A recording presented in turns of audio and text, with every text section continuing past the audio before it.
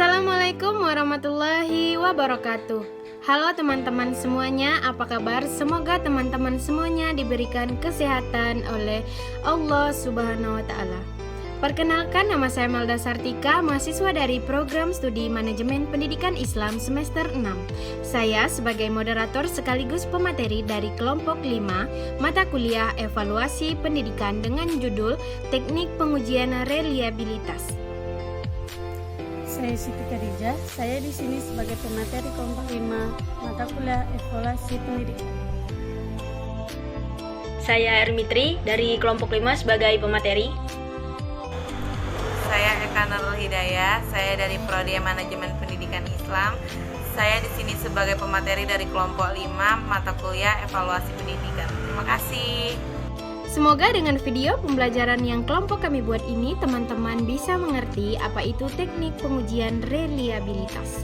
Selamat menyaksikan dan happy for watching. Teknik pengujian reliabilitas. A. Pengertian reliabilitas menurut para ahli. Yang pertama menurut Suguyono. Reliabilitas adalah serangkaian pengukuran atau serangkaian alat ukur yang memiliki konsistensi. Bila pengukuran yang dilakukan dengan alat ukur itu dilakukan secara berulang. Reliabilitas tes adalah tingkat konsistensi suatu tes. Yang kedua menurut Sukaji. Reliabilitas adalah seberapa besar derajat tes mengukur secara konsisten sasaran yang diukur. Yang ketiga, menurut Nur Salam, reliabilitas adalah kesamaan hasil ukuran atau pengamatan bila fakta atau kenyataan hidup diukur atau diamati berkali-kali dalam waktu yang berlainan. Jadi dari pendapat di atas dapat ditarik sebuah kesimpulan bahwa reliabilitas itu merupakan suatu kekonsistensian atau merupakan suatu nilai yang tetap dari suatu tes untuk mengukur atau mengamati suatu objek sebagai tes ukur. Nah, suatu reliabilitas dapat dikatakan tinggi nilainya apabila dilakukan tes secara berulang-ulang tetapi memiliki nilai yang tetap sama. Sedangkan tujuan dari uji reliabilitas ini untuk menunjukkan konsistensi skor-skor yang diberikan skorer satu dengan skorer lainnya. Reliabilitas konsistensi tanggapan. Reliabilitas ini selalu mempersonalkan mengenai tanggapan responden atau objek terhadap suatu tes tersebut, apakah sudah baik atau konsisten.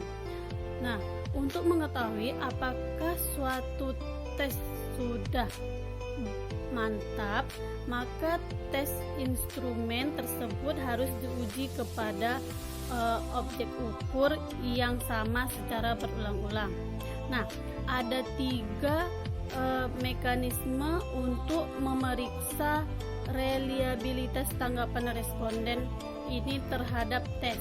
Yang pertama, teknik tes retest, yakni pengetesan 2 kali dengan menggunakan suatu objek yang sama pada waktu yang berbeda. Yang kedua, teknik belah 2, yaitu teknik pengetesan atau pengukuran yang dilakukan dengan 2 kelompok item yang setara pada saat yang sama. Nah, yang ketiga, bentuk ekivalen, yaitu pengukuran yang dilakukan dengan menggunakan 2 tes yang dibuat secara setara kemudian diberikan kepada responden dalam waktu yang bersamaan. Nah, sedangkan konsistensi gabungan reliabilitas konsistensi gabungan, reliabilitas ini terkait dengan konsistensi antara item-item suatu tes atau instrumen. Apakah terdapat bagian objek ukur yang sama atau hasil pengukuran melalui item tidak responden dengan hasil melalui item yang lain. Maka pengukuran dengan tes atau alat ukur sebagai suatu kesatuan itu tidak dapat dipercayai. Nah, untuk itu jika terjadi suatu kesalahan itu tidak dapat, maka kita tidak bisa menyalahkan objek ukur, melainkan alat ukur yang dipersalahkan, karena alat ukur tersebut tidak reliable atau memiliki reliabilitas yang rendah.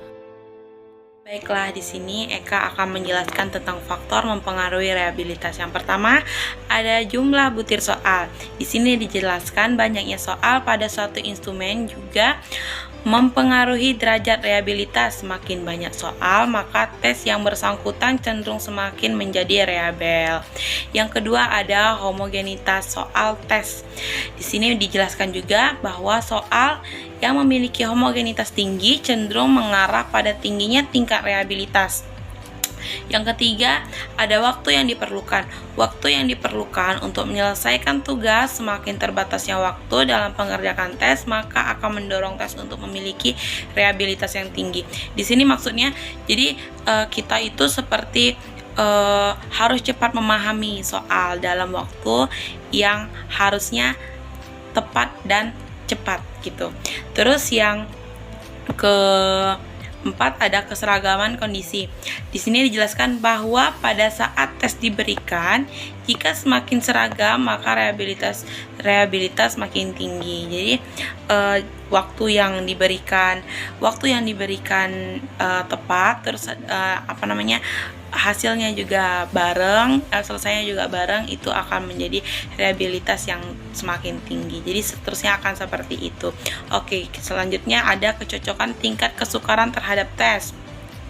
Di sini dijelasin bahwa tingkat soal dengan kesukaran sedang cenderung lebih reliable dibanding soal yang sangat sukar dan sangat mudah.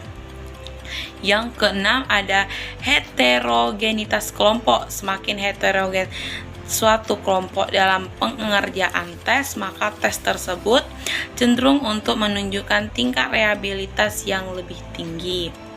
Yang ketujuh, motivasi individu. Motivasi individu ini penting. Motivasi masing-masing individu dalam mengerjakan suatu instrumen akan mempengaruhi reliabilitas. Jadi, setiap individu punya motivasi untuk mengerjakan tes, maka mereka akan termotivasi dengan dengan tes yang akan dijalankan mereka tersebut. Yang terakhir, ada variabilitas skor. Instrumen yang menghasilkan meratakan skor yang lebih luas atau lebih tinggi variabelnya akan memiliki tingkat reliabilitas yang lebih tinggi pula. Sekian video dari kelompok kami. Semoga teman-teman semua bisa memahami apa maksud dari tujuan kami tersebut. Terima kasih. Assalamualaikum warahmatullahi wabarakatuh.